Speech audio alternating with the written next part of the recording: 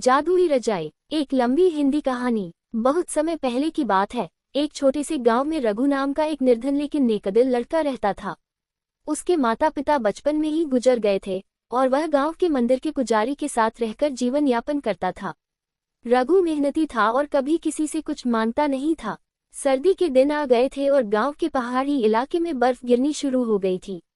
रघु के पास पहनने को गर्म कपड़े तक नहीं थे और सोने के लिए न तो बिस्तर था न ही रजाई। वह मंदिर के एक कोने में बोरी बिछाकर कांपते हुए रातें काटता। एक रात जब ठंड अपने चरम पर थी, रघु बेहद थक चुका था। उसने भगवान से प्रार्थना की, हे प्रभु, अगर कुछ न दे सको तो कम से कम एक रजाई दे दो जिससे मैं सर्दी से बच सकूं।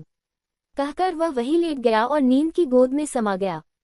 सुबह जब उसकी आंख खुली तो उसने खुद को एक मुलायम, गर्म और रंग बिरंगी रजाई में लिपटा पाया। ये रजाई न तो मंदिर की थी न ही पुजारी ने दी थी। वह चौंक गया, लेकिन रजाई इतनी आरामदायक थी कि उसने ईश्वर का धन्यवाद किया और काम पर निकल गया। रघु ने देखा कि उस रजाई में कुछ खास बात थी।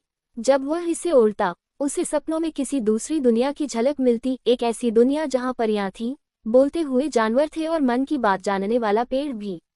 हर रात जब वह रजाई ओढ़कर सोता, उसे कोई नया सपना आता और सुबह वह बहुत ही ताजगी और ऊर्जा के साथ जागता।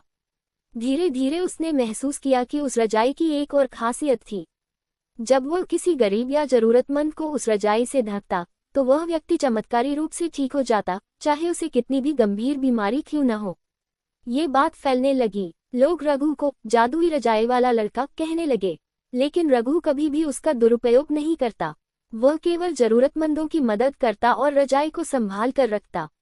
एक दिन राजा को इसकी खबर लगी। उसने रघु को बुलवाया और कहा, मुझे वह रजाई दो, मैं अपने महल में इसका उपयोग करूंगा। रघु ने विनम्रता से मना कर दिया, महाराज, ये रजाई मुझे भगवान ने दी है ताकि मैं गरीबों की सेवा कर सकूं। ये धन या शक्ति के लिए नहीं है। राजा को क्रोध आ गया। उसने रघु को कारागार में डलवा दिया और रजाई को जब्त कर लिया।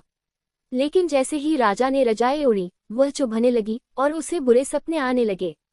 महल की रोशनी बुझने लगी और अजीब अजीब घटनाएं होने लगी। राजा घबरा गया और रघु को बुलवाया। उसने माफी मांगी और रजाई उसे वापस कर दी।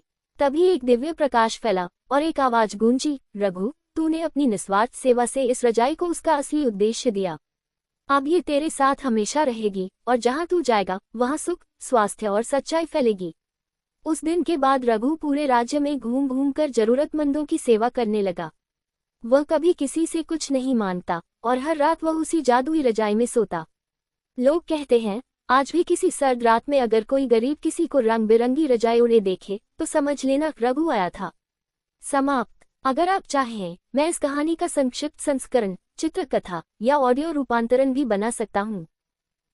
कहानी, बादलों में जादुई घर।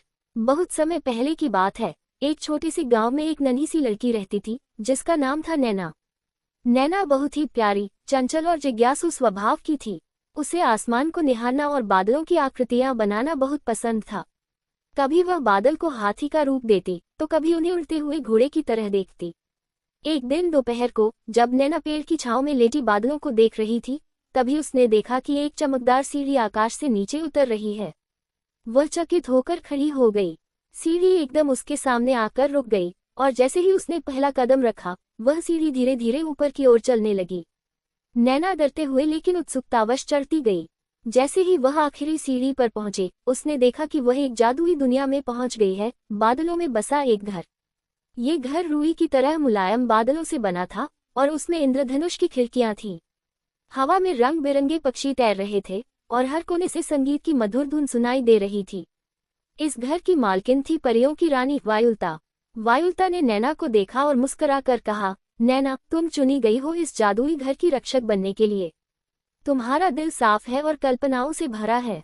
नैना पहले तो कुछ नहीं समझी, पर जब उसे बताया गया कि यह घर कल्पनाओं से बना है और इसकी शक्ति दुनिया के बच्चों की मासूमियत से आती है, तो वह खुशी से झूम उठी।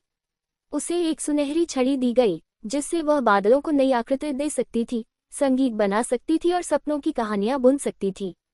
हर रात नैना धरती पर लौट आती थी, लेकिन हर दोपहर वह फिर जादुई सीढ़ी से उस घर में जाती और वहां के जीवों के साथ मिलकर नई नई कल्पनाएं रचती। उसने उड़ते झूले बनाए, बादलों से बनी किताबों की लाइब्रेरी तैयार की और सपनों के झरनों में बच्चों की हंसी जमा की। लेकिन एक दिन एक काली छाया उस घर की ओर बढ़ने लगी। वह नफरत, डर और लालच से बनी थी। वह जादुई घर को निगल जाना चाहती थी। तब नैना ने अपनी छड़ी उठाए और अपनी कल्पनाओं की शक्ति से एक नई दुनिया रच दी, जिसमें अच्छाई की रोशनी थी, विश्वास की दीवारें थी और मासूमियत की ढाल थी। अंधकार भाग गया। जादुई घर फिर से उजला और खिलखिलाता हुआ बन गया। वायुलता ने नैना को गले लगाकर कहा, तुमने साबित कर दिया कि एक नन्हा दिल भी दुनिया को बचा सकता है। आज भी कहते हैं कि अगर तुम ध्यान से देखो तो कभी कभी बादलों के बीच एक छोटा सा घर झलकता है। वहाँ नैना आज भी बच्चों के सपनों को सहेजती है और नई कहानियां बुनती है। समाप्त। अगर चाहो तो मैं इस कहानी पर चित्र भी बना सकता हूँ या इसे कविता में बदल सकता हूँ।